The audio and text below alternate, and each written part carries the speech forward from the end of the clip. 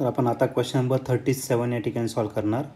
तर question number 37 दिलेला आहे. A thin uniform rod of length L and mass M is bent at the middle point O पॉईंटला त्याला bend करायचं at an angle 45 degree 45 degree इतक्या अँगलने bend करायचं. हा शून्य फिगरमध्ये पण दाखवलेलं आहे. The moment of inertia of the system about an axis passing through O पॉईंटपासून जर ॲक्सिस पास झाली and perpendicular to the plane of the rod is. तर हा क्वेश्चन 2020ला आलेला आहे.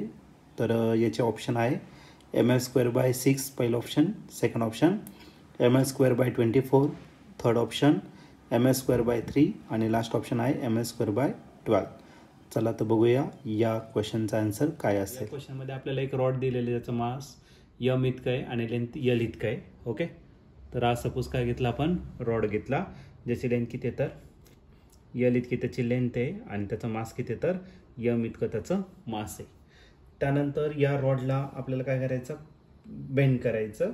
कुठून, त्याच्या मिडलपासून. आता मिडलपासून जर बेंड केलं, हा एक अर्धा पार्ट झाला त्याचा आणि अर्धा पार्ट असेल. ओके, किती डिग्रीने, ॲट ओ पॉईंटला आपल्याला काय करायचं, बेंड करायचं ॲट अन अँगल 45 डिग्री. तर याच्यातला जो अँगल तयार होणार तो किती दिला तर 45 डिग्री इतका दिलेला आहे.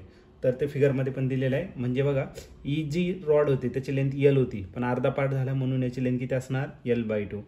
याची पण लेंथ किती असणार, L/2.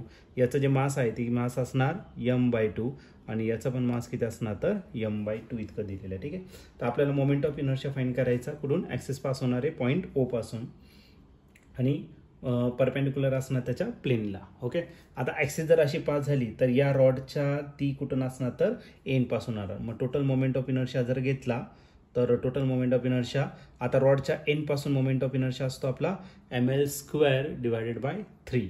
ओके, आता M किती आहे आपल्या पहिल्या रॉडसाठी, तर तो आहे M/2 आणि त्याचा परत डिस्टन्स किती आहे L/2, त्याचा काय करायचा स्क्वेअर आणि डिवाइड काय राहिला 3.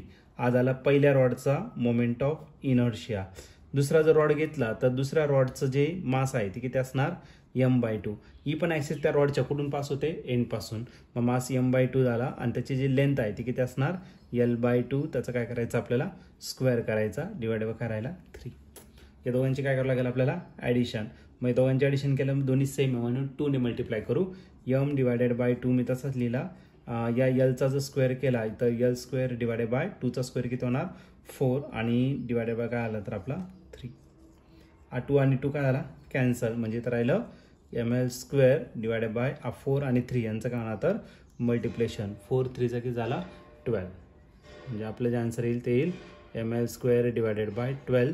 हे आपलं फायनल आन्सर असेल. आणि जर तुम्ही ऑप्शन जर चेक केलं तर ऑप्शन नंबर डी हा आपला करेक्ट ऑप्शन आहे. Option D is the right answer for this question.